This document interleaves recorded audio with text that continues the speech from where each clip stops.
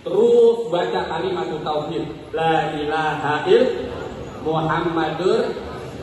Saya lihat nanti di hari kiamat ketika saya baca ada satu redaksi hadis. Di hari kiamat ketika Allah bangkitin manusia dari kematiannya, dari kuburnya, yaumul ba'ats, ada di antara warga jamaah Masjid Baitur Rahman yang wajahnya ketika dibangkitin oleh Allah bercahaya, bersinar seperti bulan. Alhamdulillah. Kabar baik nih. Siapa itu yang wajahnya bercahaya seperti bulan? Padahal dia pas mati kagak bawa skincare. Kalau ibu kan sekarang saya perhatiin bercahayanya kan berlainan ini. Ada yang wajahnya bercahaya 15 watt, ada yang 18 watt, ada yang 20 watt, ada yang 34 watt. Cahayanya lain-lain. Kenapa? Karena merek bedaknya lain-lain. Ini kan ada yang Sari Ayu, Mirabella, Pixi, Warga, Don, Ultima, MR, Tulji, ya. Beda-beda ini. Ada yang sekarang kali lagi tren skincare. Yang nomor 3 aja itu udah paling murah, 160.000. Kalau dari AG-nya 145. Ngambil untungnya cuma 15.000.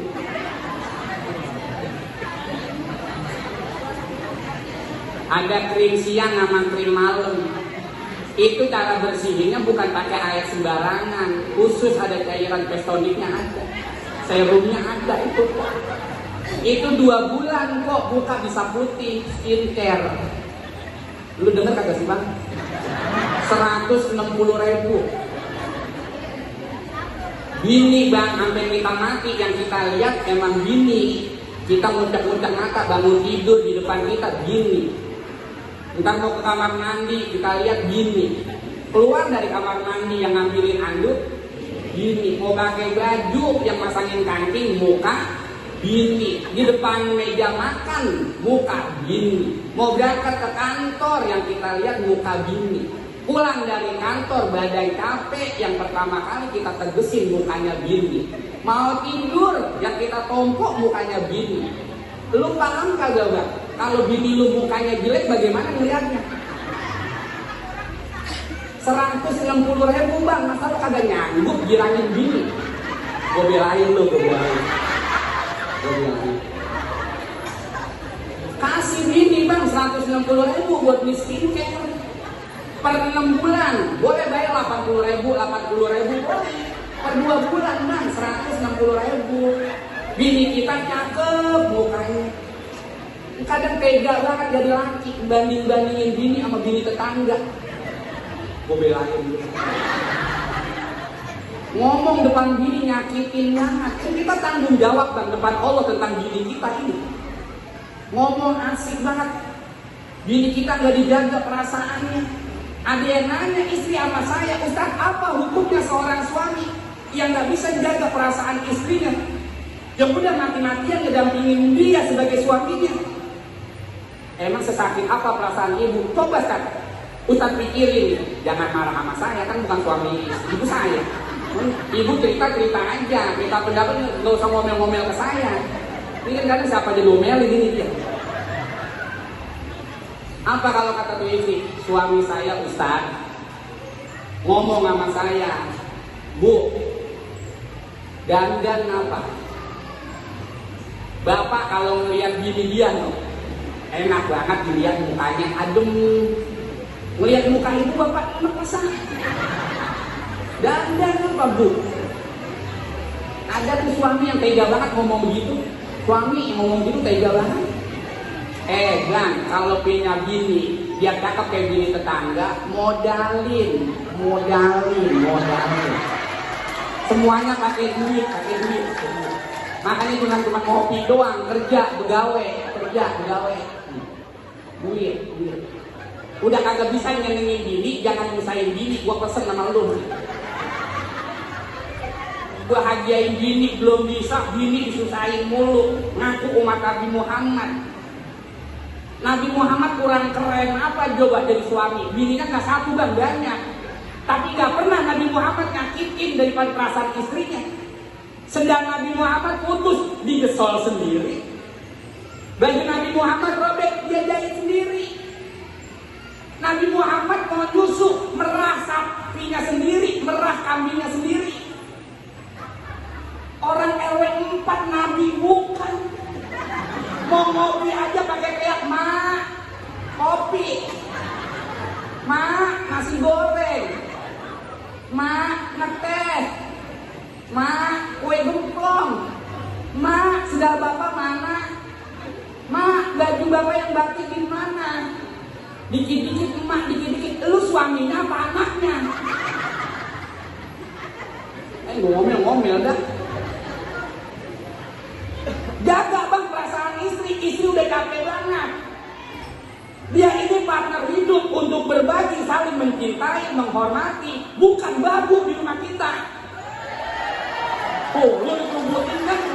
Nggak percaya lo. Lu kan nggak boleh diagulin dikit ini, udah mangkak aja. Cari bang, dia girang. Kalau dia girang bang, uyangnya di rumah nggak begitu uyang tuh. Makanya kan di rumah bang yang sering puyeng siapa sih? Bini.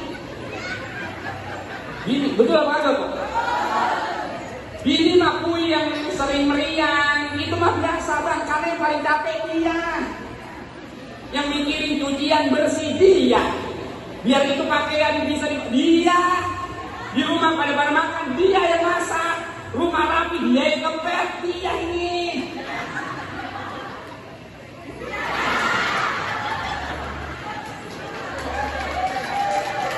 Puyeng parahnya ini dia puyeng. Meriang dia badannya, emang paling capek di rumah.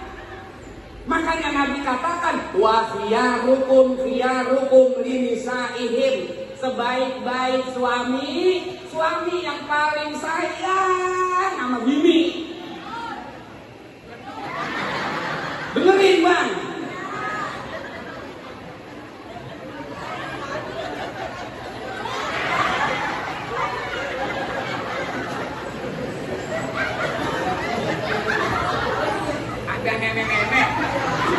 Nenek, oke-nya pakai tangan dua.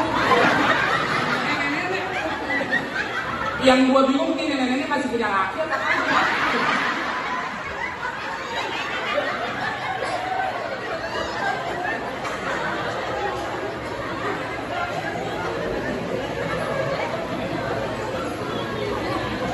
Ini kalau udah kebangetan puyeng bang, udah kebangetan sakit, capek badannya, dia kagak nunjukin marah, enggak bang, dia pasang aja koyo 3.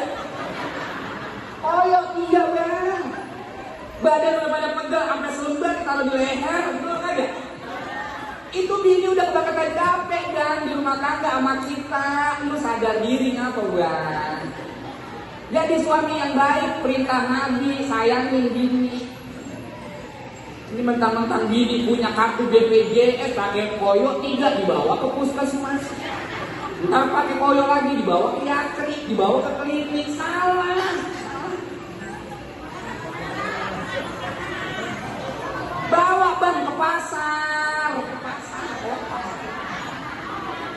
Pasar Ruju Menteng dari sini kan kagak jauh-jauh banget. Pasar Bungur ada.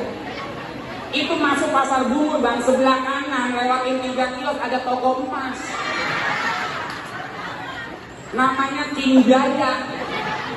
Ada nama gua aja Jaya, King Jaya, toko emas itu pasar Bungur. Dia kan pakai koyo 3, ajak. Bu, ikut bapaknya kemana? Udah pokoknya ikutan bilang, boncengin naik motor. Masuk pasar Bungur. Ibu gelangnya mau yang berapa ini? Cincinnya coba lihat dari ibu tuh, baru suami. Beliin gelang. Ini 20 gram. Ini 20 gram. Cincinnya nih ada 5 gram. Suami.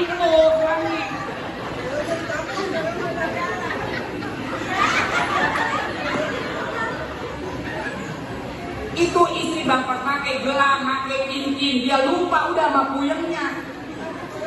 dicopotin kodonya bang, buang pas sampah.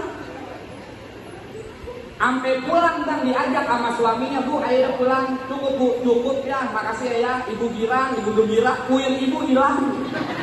Ayo udah bu kita pulang, enggak ayah naik motor aja pulang duluan, ibu mau jalan kaki aja, jalan kaki. Ketemu sama temennya, sama saudaranya sama pegangan dia. Girang.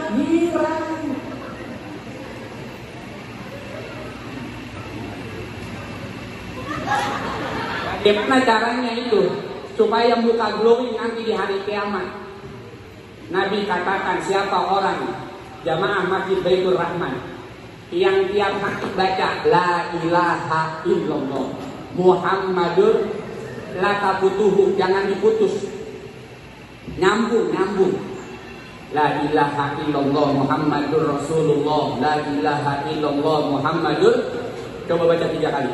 La ilaha illallah Muhammadur Rasulullah, la ilaha mi'ata marrah kulla yaum, 100 kali tiap hari. La ilaha illallah Muhammadur Rasulullah, la ilaha 100 kali tiap hari. Ja'a yaumal qiyamah wa wajhuhu kal badri, akan datang itu orang yang baca la ilaha illallah Muhammadur Rasulullah 100 kali tiap hari di hari kiamat dengan wajahnya bercahaya seperti bulan purnama. Shallu ala Muhammad. Yang kedua, setelah jaga akidah, tingkatin ibadah. Ibadah yang paling utama sholat. Fa in sholuha sa'iru amali wa in fasada sa'iru amali. Kalau sholatnya rapi, ibadah yang lain rapi. Kalau sholatnya berantakan, ibadah yang lain berantakan. Bagaimana cara ngerapiin sholat? Harus dengan ilmu sholatnya. Gimana dapat ilmu? Di tempat ngaji. Saya kasih tahu bapak-bapak, ibu-ibu, maulid cakep, tapi kelar maulid yang belum ngaji. Markona, yang belum ngaji. Ini ibu nih, ada hampir 6 orang nih saya lihat nih. Dari kacamata saya lihat nih 6 orang. Enggak biasa ngaji dia, tapi datang maulid mulu. Ada 6 orang nih. Ngaji kagak demen sama maulid, datang mulu. Saya tunjuk apa jangan orang ini? Kalau saya tunjuk ntar melanggar kode etik jurnalistik. Orang kok kalau kagak ngaji, saya kasih clue-nya saja, clue ciri-cirinya. Orang ini ibu yang kagak biasa ngaji, datang ke majelis maulid, dia pakai kudungan miring. Udah jangan benerin. Lu udah orangnya. Gua mancing doang. Udah lu orangnya. Ngaji kagak biasa. Ngaji kok, ngaji. Selesai ya, saya nggak mau panjang urusan ngaji, ntar lain waktu. Setelah itu apa tingkatinnya? Banyakin kebaikan.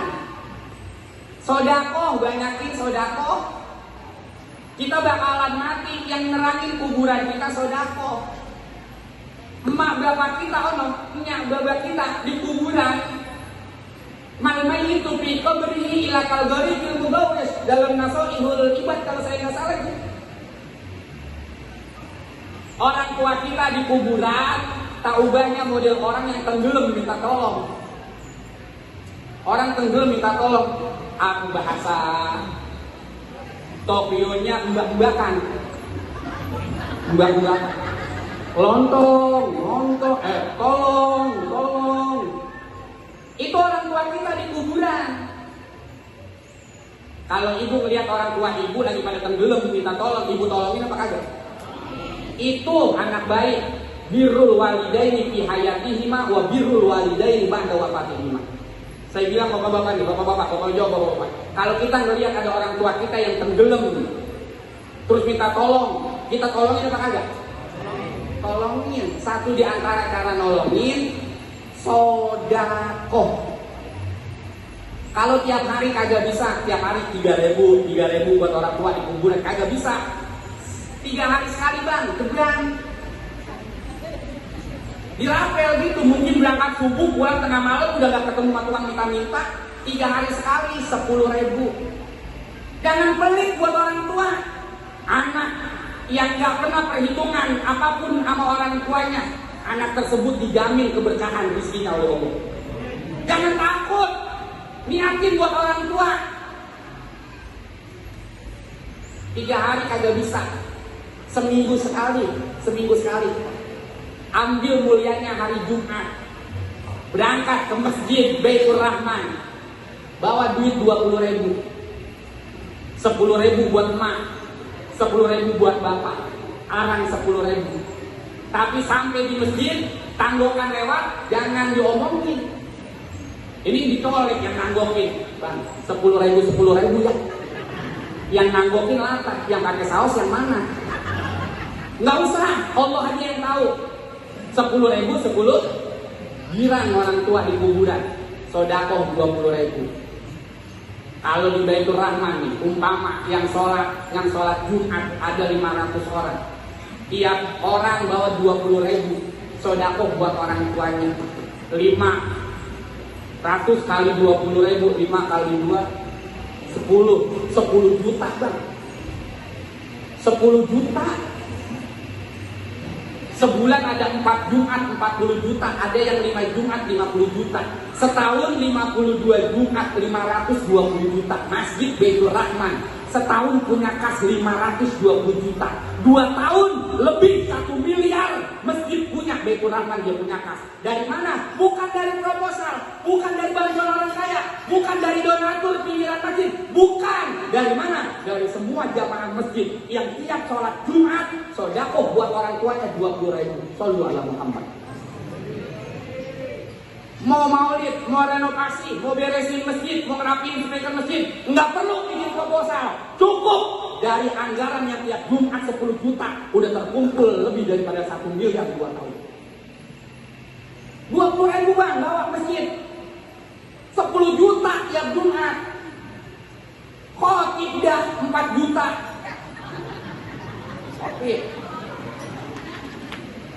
Khotib 4 juta. Lah kalau saya khotib 4 juta, ada jadwal di masjid Baitur Rahman, jam 9 gue datang ke sini. Ya, dia. Jam 9. Dan gue bantuin gelar tikar, lah 4 juta. Jam 9 gue nyampe Baitur Rahman. 4 juta. Lah emang susahnya khotib apaan sih? Nggak hafal materi, nyontek lebih bagus. Diri kagak kuat, ada tungken. You know basic tungken? Tongkat. Yang satu megang kertas materi, yang satu tungken. Ini yang benar. Ini ada tongkat kagak dipakai. Akhirnya tangan ngayak nunduk jamaah. Siapa yang ngajarin lu jadi khotib begitu? Khotib pakai nanya lagi, betul nggak jamaah? Keren. Lu jadi khutbah Jumat itu nanya lagi. Lah kalau jamaahnya buat jadi kayak gitu, kamu bertanya-tanya, jadi nyesek kita. Khotib 4 juta, khotib 4, gampang jadi khotib, 15 menit paling lama, sama sembahyang 5 menit. Lah khotib 15 menit boleh nyontek 4 juta, 15 menit 4 juta. Lah gua udah lebih sejam ini.